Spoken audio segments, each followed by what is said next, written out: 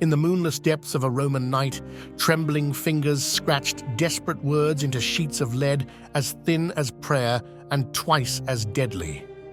May Quintus Fabius lose his voice in court tomorrow. May his tongue cleave to his palate. May his arguments crumble like ash. The stylus bit deep into the soft metal, each letter a wound carved with the venom of betrayal. By dawn, this tablet would rest in the cold earth of a cemetery, nestled against the skull of a stranger whose death dreams would carry these poisoned words to gods who trafficked in mortal suffering.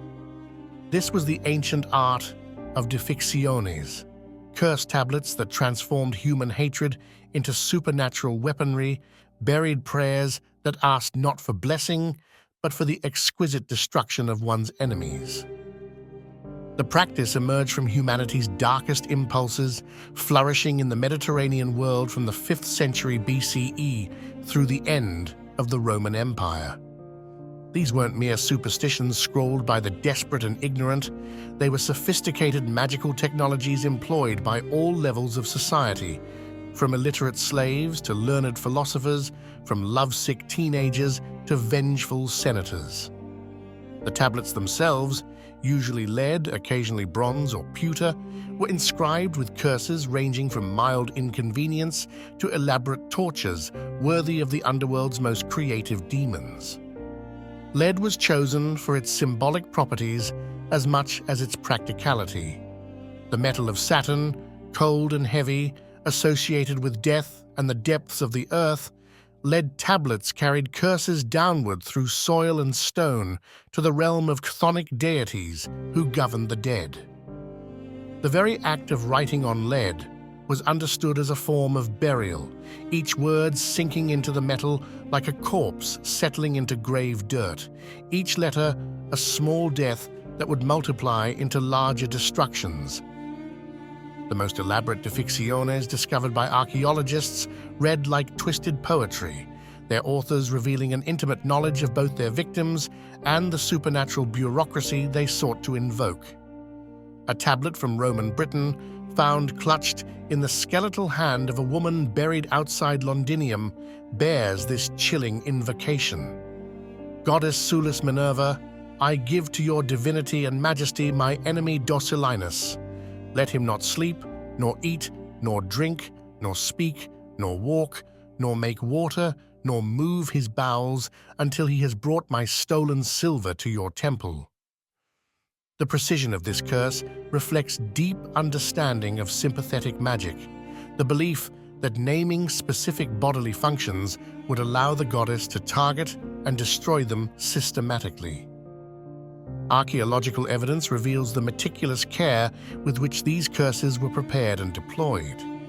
Tablets were often rolled or folded into tight cylinders, then pierced with iron nails that served both practical and symbolic purposes. The nails physically bound the curse, ensuring the tablet wouldn't unfurl and release its malevolent power prematurely, while symbolically nailing down the victim's fate. Historian John Gager observes, these tablets weren't casual hexwork, but carefully engineered spiritual weapons, designed with the precision of military siege engines to breach the defenses of human happiness. The burial locations chosen for deficciones reveal sophisticated understanding of the geography of death and supernatural power. Fresh graves were preferred, their newly dead occupants still maintaining connections to both worlds and thus capable of carrying messages to underworld authorities. Wells and springs provided direct conduits to chthonic deities, while crossroads, those liminal spaces where multiple paths converged, offered maximum exposure to wandering spirits who might seize upon a curse and amplify its effects. In the Roman settlement of Ely in Britain, archaeologists discovered over 130 curse tablets thrown into a sacred spring, their lead surfaces green with corrosion, but their hateful words still legible after 16 centuries in the water. The demographics of curse tablet usage challenge assumptions about ancient magical practices. While popular imagination might picture desperate peasants muttering hexes over crude scratchings, surviving Difixiones reveal a clientele that included educated urban dwellers, wealthy merchants, and even government officials. A particularly sophisticated example from Athens, dated to the 4th century BCE, was commissioned by a wealthy widow seeking revenge against the business partners who cheated her deceased husband. The tablet's elegant Greek script and complex magical formulas suggest it was composed by a professional magician, one of the Goes or Pharmakias who operated workshops specializing in supernatural services. These magical entrepreneurs maintained libraries of curse formulas, adapting standard templates to individual clients' needs, like ancient lawyers drafting customized contracts with supernatural entities. The Papyri Graecae Magicae, Egyptian magical papyri dating from the 2nd century BCE to the 5th century CE, preserved dozens of Difixiones templates, complete with instructions for proper timing, burial procedures, and invocational techniques. One formula promises to make a romantic rival sleepless and foodless and drinkless, driven by pangs of love, until she abandons her current lover for the curse's commissioner. The psychology revealed by these tablets provides disturbing insights into the emotional landscape of the ancient world. Many Difixiones target not enemies, but former friends, business partners, or lovers, people whose betrayal cut deeper than strangers' enmity. A lead tablet from the Athenian Agora bears this heartbroken curse. Theodoros, who ate at my table and shared my wine, who called me brother, may he know hunger that bread cannot satisfy, thirst that water cannot quench, until he returns the silver he stole and the friendship he murdered.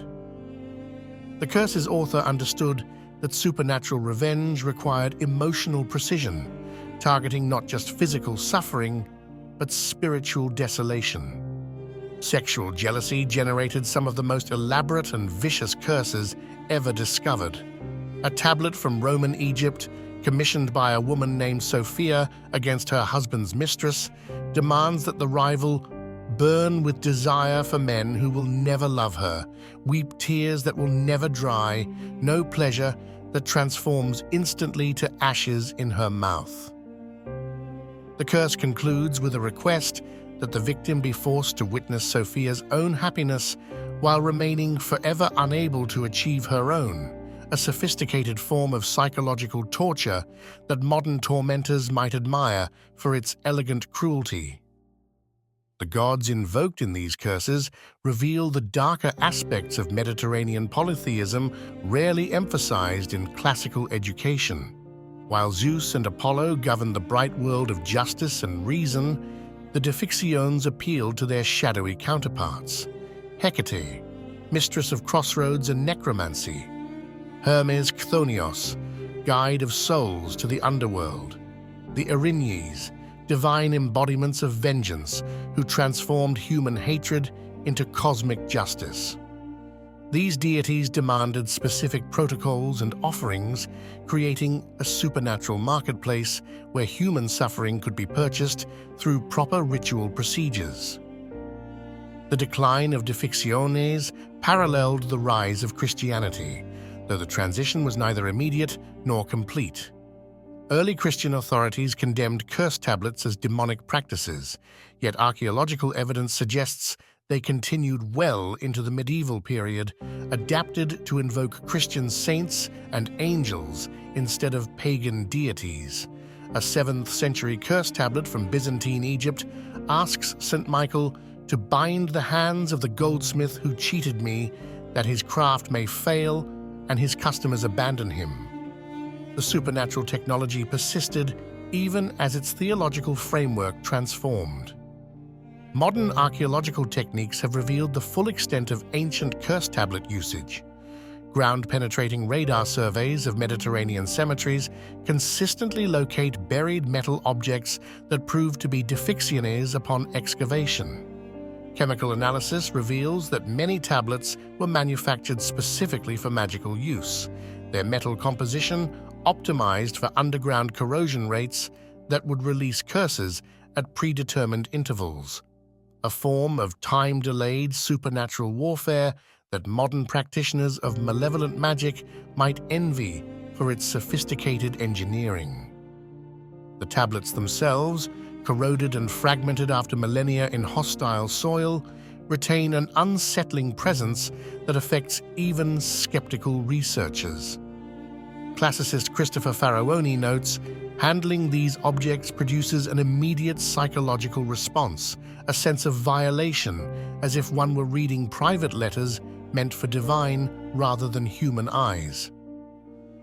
Several museums have reported unusual incidents in storage areas where large collections of Difixiones are housed. Temperature fluctuations, electrical equipment failures, and staff members reporting persistent feelings of unease while cataloging the tablets. Perhaps most disturbing is the realization that these curses, buried in earth that has been turned countless times by centuries of agriculture and construction, continue to surface in modern excavations. Each urban development project, each archaeological dig, each farmer's plow potentially unearths hatred that was meant to rest undisturbed until the end of the world, releasing ancient vengeance into contemporary soil where its intended victims have been dust for 2 millennia. Today, the tablets lie waiting in museum drawers and private collections, their cursed words still legible, their supernatural contracts still binding, their author's hatred crystallized in metal that time cannot corrode, and somewhere in the darkness between atoms, ancient gods still honor warranties written in scripts of lead and spite.